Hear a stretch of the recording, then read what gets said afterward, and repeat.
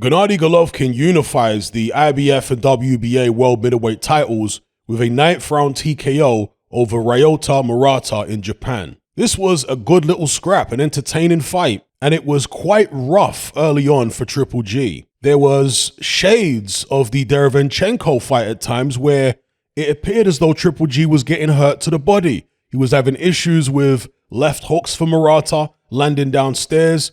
Murata was also having success with his right hand to the head and also the right uppercut. He was rolling forward, applying a lot of pressure. He appeared to be physically strong, and Triple G was really struggling to keep him off in the first 4 or 5 rounds. And at certain stages, it looked as though Triple G was actually a little overwhelmed by Murata in there.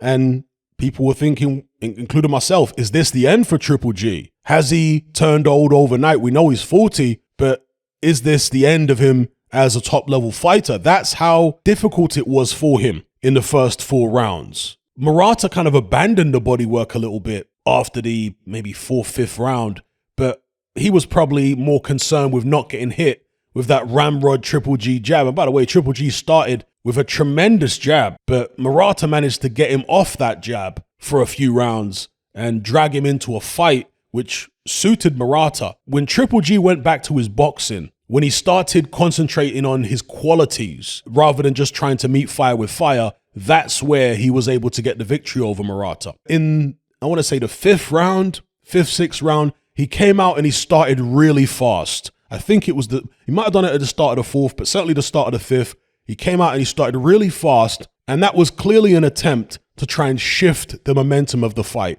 to try and put some damage on Murata, because he wasn't able to hurt him by way of the concussive force of his shots, but perhaps he was aiming to try and at least cut him, to break an eye socket, to knock a tooth out or something to make Murata think before he comes forward. Because again, the pressure that Murata was putting on him, the physicality, the size of Murata seemed to be overwhelming Triple G at points. But in the 6th round, so he started fast, I believe it was the 4th or 5th, but then it turned into another competitive round. But it was the start of the 6th round where Triple G again put it on Murata, and then he started boxing. He was like, okay, let me start popping a jab. Let me start being a little bit more fluid. You know, Triple G's never been known as a fluid fighter, but under Jonathan Banks, he's definitely been working on his fluidity. And we saw that in the 6th round. Nice boxing, and it was a real good round for Triple G. And basically from the 6th round on, it was all Gennady Golovkin. But up until that point, it had been a very competitive fight and a tough fight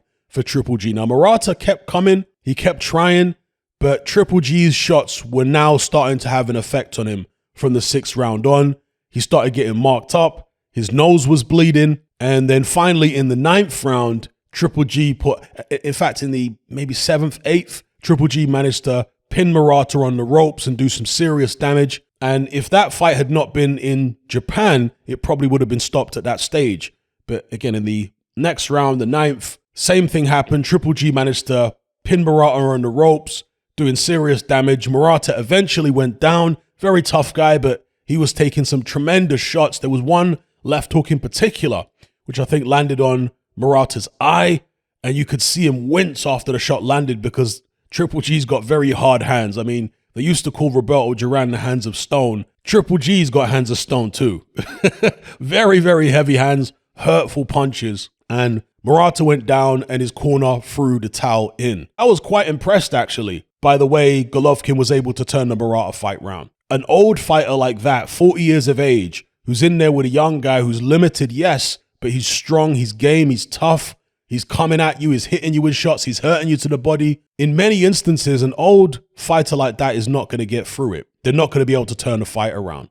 I mean, just look at Mike Tyson, for example. When he was an old fighter, he was losing to the likes of Danny Williams and Kevin McBride. And he was starting brightly in those fights, particularly against Danny Williams.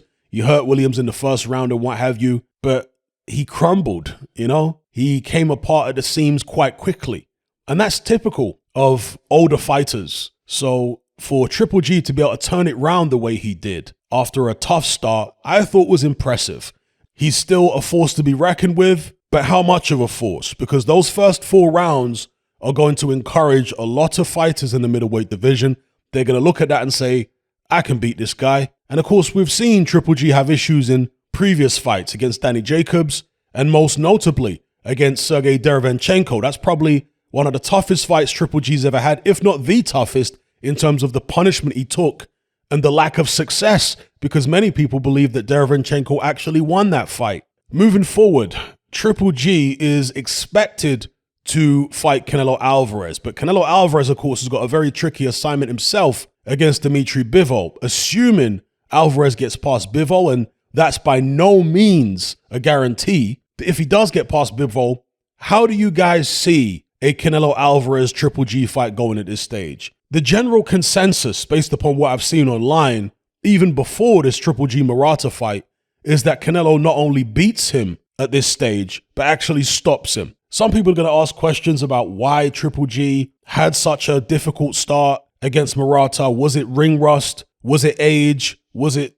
Murata's style? Perhaps it was a combination of all three. And maybe this is exactly the type of preparation that Triple G needs for Canelo Alvarez. Taking punishment is not good, and Triple G did take some punishment in there, and that will put a few miles on the clock. But I just think that because Triple G's been so inactive, he needed something like that. He needed a bit of adversity to get him war ready for Canelo Alvarez.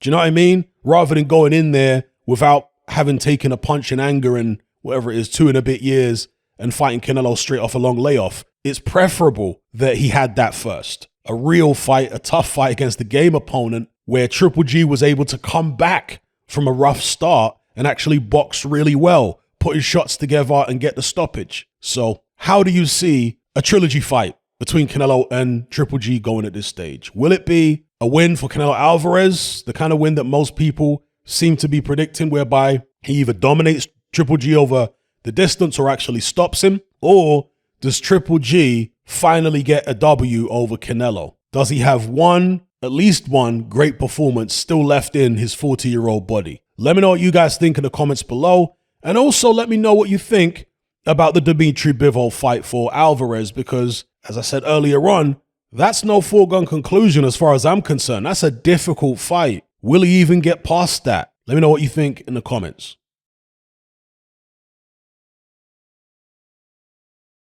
If you're tired of the biased narratives and mass censorship on mainstream platforms, and you want to be part of a community of critical thinkers who love free speech just as much as you do, then come and join me on Patreon and access my weekly no-holds-barred, censorship-free podcast where we lift the lid on a wide variety of controversial topics. It's not mainstream friendly, it's not politically correct, but that's the whole point. We dare to stand as a beacon of reason against an army of insanity. Just head on over to my Patreon page and select the tier called Hatman Hot Topics. You'll gain access to a minimum of 2 hours of exclusive content every single week, including podcasts, videos, interviews, live stream Q&As, as well as my popular Confessions of a Nightclub Bouncer series. Not to mention a vast back catalog of hundreds of hours of previous episodes. You can listen via the Patreon app with the option to download in high quality MP3. We've also got an Element group where you can come and chat and hang out with myself and other members. Unlike Discord, it has full end-to-end encryption, is decentralized, and is 100% censorship free. You can also send voice notes as well as much larger audio and video files than you can on Discord. So come and sign up on Patreon. There's no contract, there's no commitment. You can cancel at any time, and it's cheaper than a cup of coffee. So I'll see you over there. I'm out.